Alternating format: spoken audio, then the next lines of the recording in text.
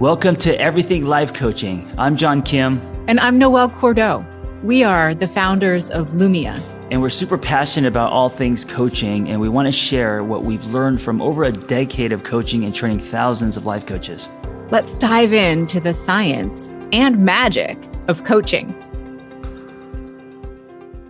Hello, everyone, and welcome to Everything Life Coaching. This is Noelle once again flying solo today, but not completely solo, because one of the most important elements of our coach training program is our instructors. And in this episode, it is my deepest pleasure to speak with Danielle Adams-Wiltshire all about working as a coach. We're going to touch on how to become one and defying expectations around what that might mean. Danielle, how are you? I'm doing exceptionally well, thank you. And it is exciting to be here and having this conversation with you today. I have to share with our listeners that all of our instructors at Lumia are amazing. And when you and I first connected, it was one of the greatest love fests in recent memory. So thank you so much for bringing all of you to your work, to our organization, and to our podcast today. I'm just delighted. Thank you. I appreciate the instant connection too, because I'm telling you, some things just go together like peanut butter and jelly. They do. They do. So let's talk about who you are. Who are you in the world? Where are you in the world? Oh my goodness. I feel like I am so many things. I mean, if I were to quote Shaka Khan and Whitney Houston, I am every woman. Yes. So let's start with, I am definitely someone who is proudly claiming the state of New Jersey. I am a New Jerseyan, Jersey girl. I also am from or living in Pennsylvania. And as far as who I am, gosh, I am a leadership development coach and instructor, a public speaker. I actually am a TED Fellows coach as well. I'm also someone who widely accepts that I am a foodie, and food is my love language. I love anything that is meaty, potatoey, cheesy, and I think that barbecue sauce is lotion for the soul. Yes. And I also love to adopt or rescue little black and white or not so little black and white terrier type dogs, just to name a few things. Awesome. I share your Jersey roots and Pennsylvania transplant. It's a good divide to straddle. So in your work with Lumia, what do you teach for us, or more so, what are your favorite topics to dive into, because you do so much for our organization? Absolutely. More commonly, I can be found teaching the signature and mentoring portions of our programs, but I do have to say that one of my absolute favorites tends to be active listening and powerful questioning, just because it is such an integral part of the coaching framework.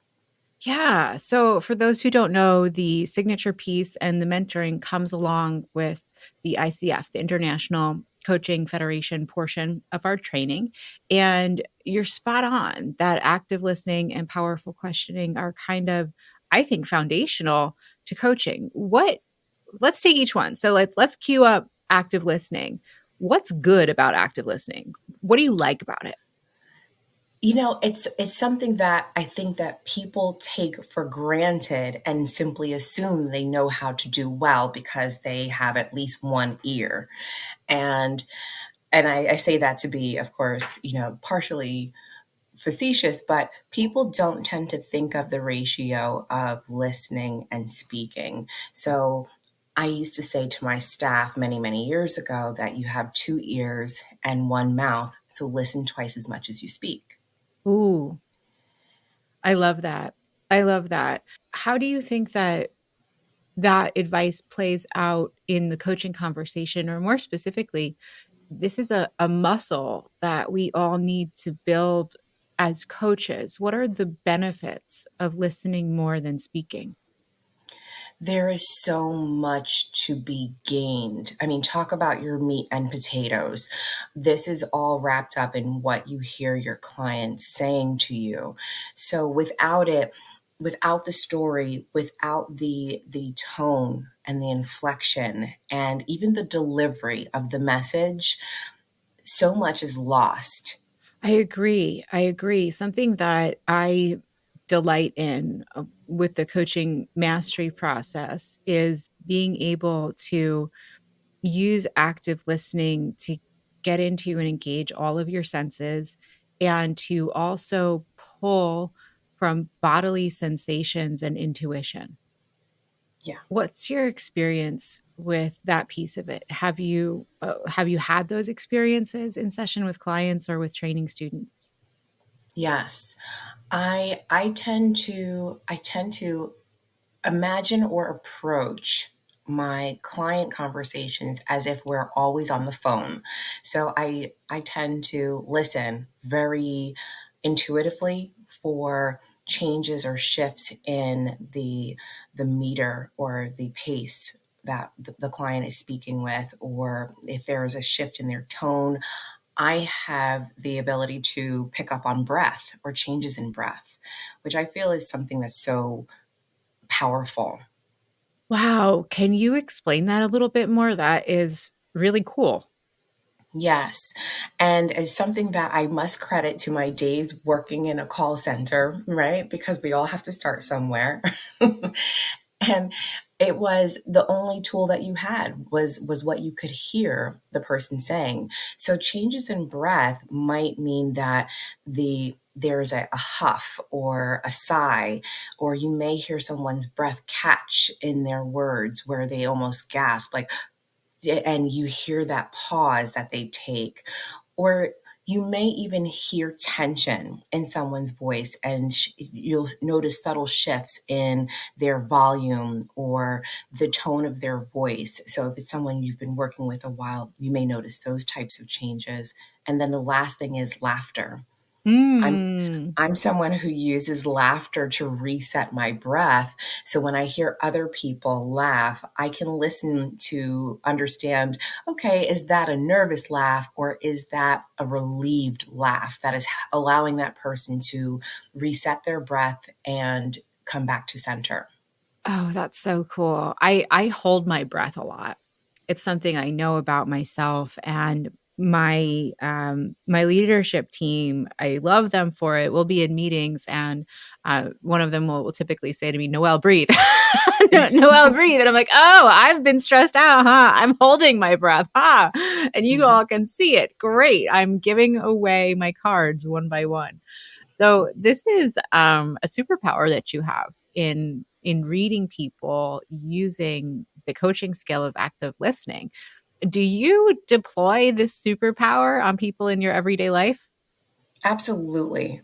I'm 100% that person who in the supermarket is going to find out one of your deepest, darkest secrets Oh before you God. check out. I have it stamped on my forehead. It just says, tell me. How does it work in your personal relationships? Oh gosh. You know what? I do admit that those people who know me best know that I've always been inquisitive. I've always been curious. So for my family members who have known me all my life, namely my brother, he knows that I always have questions and that's normal. But I'm not always necessarily coaching them. And then I also do take a moment to step back and listen to hear what they're saying. And then when they give me that pause and they look at me, they usually will say, "Okay, go ahead." And I know I have to ask them, like, okay, I'm coming with what I'm about to say, but do you want the friend version or the coach version? Right, right, right. And it's and once you build those muscles as a coach, it's hard to turn off. My husband will sometimes say to me, "All right, I know the questioning is coming, like let's just get it out of the way so I can clear whatever it is." And that's a great lead into to powerful questioning. To you, knowing how deeply you work in the world of coaching, what is powerful questioning and why is it beneficial? I feel that the ultimate show or honoring of curiosity, our natural curiosity, is with questioning. And to me, I feel that open-ended questions are the questions that help you to really get to the thing behind the thing. And people have heard me say this before. And that's where we find that there's more to the story, that there's more than what's just on the surface. And it allows us to ask even more in-depth or powerful questions to follow. Yeah. So a powerful question that's coming up for me is a really great example of what you said is, what would you do if you knew you could not fail? So at the outset, asking that of someone, anyone gives you that information, where would you take that as a coach? Or, let's say we just asked me that, what would you do if you knew you could not fail? And the answer is, I'm going to keep building this company in the way that I want to, as a progressive collective in the world. So how do we drill down once we drop those bombs? It's so funny. As soon as you asked that question and offered an answer, before you offered an answer, my next question was, and what's stopping you? Mm. Oh, what's stopping me? Damn. So what's stopping me is probably that space where idea meets reality, right? Where we have very lofty hopes and dreams, and then we actually get to the place where it's time to do the damn thing. You realize it's just not that one thing. It's actually a set of 250 tasks and influence and buy-in from other people. And so things are taking a lot longer than I I can't imagine. than I thought they would. And fear too. Fear. I have to say that as a leader, living through the pandemic, the civil rights crisis, and watching the claws of cancel culture sink into pretty much anyone with a voice and an opinion, in different ways, or at least the awareness of it. It's given me great pause in saying, well, how do I do this in a new landscape, in a changing world? Yes, it's more terrifying now than ever before to be an outspoken, opinionated person with purpose because of cancel culture and what that means for the trajectory of what you want to accomplish. And I would have to say that not that I'm coaching you, but the next question after that, to me at least, is, well, what do you need to address or resolve in order to begin to put a dent in those 250 things? Yeah, yeah, and I love that you're coaching me. It's a great question, and this is a great demonstration. So obviously, in leadership and in execution of any large goal, whether you're leading an organization or you want to change your one precious individual life, um, there's strategy involved. And humans are not an island. And so we can't and shouldn't do things alone. And what I know now that I didn't know before is how vital it is to take the time to build the foundation of relationships and to gather support from brilliant people all around you to say, yes, this is what we're going to do. And then to create that kind of groundswell for folks to buy in, and then many hands make light work. We can push together. So, See, now you're my kind of client. You're ah, hired. well, that's so that brings me to a great question. What makes a good client? Oh gosh, I work with people who have that big, beautiful, hairy, audacious goal, that thing that they really are passionate about, and that they're working to frame a plan around. Because my thing is, I love to hatch a plan. I've been doing it for many, many years, maybe since high school, and I get excited working with people who also have at some point in their lives or in their careers have experienced a certain level of disempowerment, feeling disenfranchised, or just generally feeling disengaged, because my goal is to help them plug the power back in.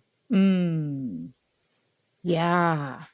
And I love that idea of plugging the power back in. It's so easy to get disengaged in life because everything is hard, literally right now.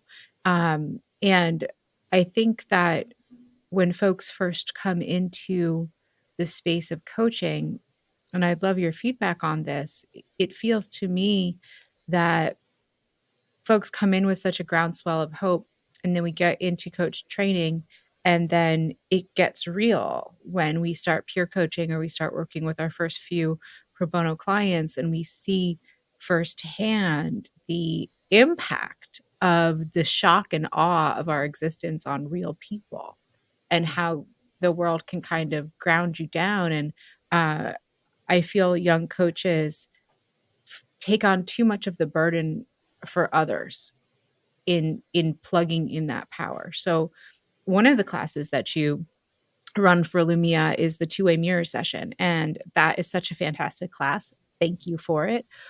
What is that class about? What do you see with this conundrum of the world is hard and working as a coach?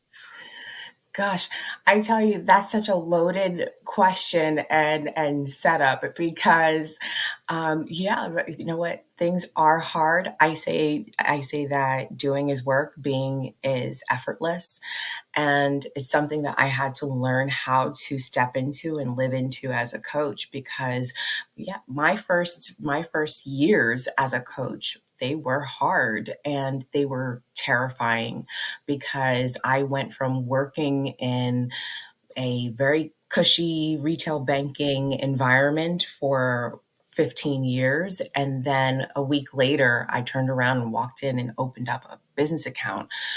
So those things are incredibly challenging. And I see a lot of that through Two-Way Mirror, because that's an opportunity for students to come with their terrors, basically, or their feelings about making this change, this transition, this leap into something that feels so familiar, and yet at the same time so uncertain. And I love it, because it's an opportunity to also allow the other students to hear someone relate to them, Mm. and share their story in an open way, where they're also being coached. So there's so much that happens in Two-Way Mirror at the same time. And it's my favorite. It's one of the most challenging. It moves very quickly for 2 hours, but it is, for me, my absolute favorite, to get to not only coach someone, but then also observe everyone, and as much as possible, give them live on the spot feedback on what they're delivering as a coach. I love that you talked about how important it is to be able to relate to others. And for me, thinking about our organization, thinking about um, the diversity that we herald, storytelling is so important to coach training. And it's a piece of coach training that's not sanctioned. Storytelling isn't one of the ICF standards, but in order to relate to others, we need to understand ourselves. And in coaching, personal development is professional development. How do you see storytelling show up in the process that one takes to become a coach? Storytelling becomes part of how you develop and deliver your personal brand. Mm, And it's how people start to understand your image or your experience, even without necessarily being beholden to or relying upon your outcome as a coach. So for me, I personally love being able to tell my stories of how I've gotten to where I am, because for me, some of them are funny, even on days when they have not been pleasant, or the days that I had been disempowered, disenfranchised, or disengaged. I'm happy to share that those stories are part of what have made me who I am today, and it's not always pretty. Yeah, that's such an important reminder. I feel like folks often say, "Well, if it's not pretty, I'm doing it wrong." And that's so not true. And one of the pieces that comes up for me in thinking about coaching and why coaching is so valuable for just life application is the space for reflection. What did I learn from this giant dumpster fire? And what can I take with me into the future? Um, how do you relate to those unpretty moments? And what do you do with them when they happen? Oh my gosh. I have come from a series of many, many dumpster fires. I mean, gosh, what is the saying? That pressure creates diamonds. I think that is a necessary evil. I think that pain is inevitable in life, but suffering is optional. So if we're able to take from those experiences that hurt, that generally suck, that feel like they have torn us apart or broken us down, and take just one small gem from that to say, okay, and this is how I'm going to move forward into tomorrow and still be a better version of myself. Yes, yes. And, the humanity that is implicit in all of this is another piece that's so central to coaching. And we talk about it a little bit in the ICF standards, but I think it might be underrepresented in terms of how important it is to, as coaches, as humans, both hold our own acceptance that it's okay to be a dumpster fire and to let our clients have those bad days, um, and take it as this is a normal and natural part of life. I'm sorry. And what do you want to do with it? Absolutely. Yeah. I think that What? people get too stuck also, Noelle, on trying to compare themselves to some version of normal that has been preset by the world at large, and that's not real. Ooh, say more about that. Well, there's this to me, there's this belief, this prevailing belief that, you come into the world and everyone is so excited that you're different, you're you. And then somewhere along the line, we learn or we're told, no, you have to be like everyone else. And as a coach, that is the thing that you absolutely cannot be, because it doesn't serve anyone to do that. I think that this is the one or of few spaces where we can be our absolute unique individual selves and not be punished for it. We actually are rewarded for it, and held to that standard of being able to tell those stories in such a way that other people do benefit from it. Yes, I agree. And I think that's one of the beautiful things that takes place in coach training with storytelling and being a part of a cohort, being part of a very diverse cohort, is the more stories that you can hear and witness as you're going through the Lumia program, the more windows you have into what it's like to live a different kind of existence that you didn't have before. And everyone's contribution is really important in that space. And working as a coach, you're super spot on that if you rub out your shine, um, your clients are going to be missing out on what your uniqueness can bring to the table in service of them. As you're going through training all of our beautiful nuggets and muffins, as I so affectionately call them, what What do you hope folks walk away with from your classes?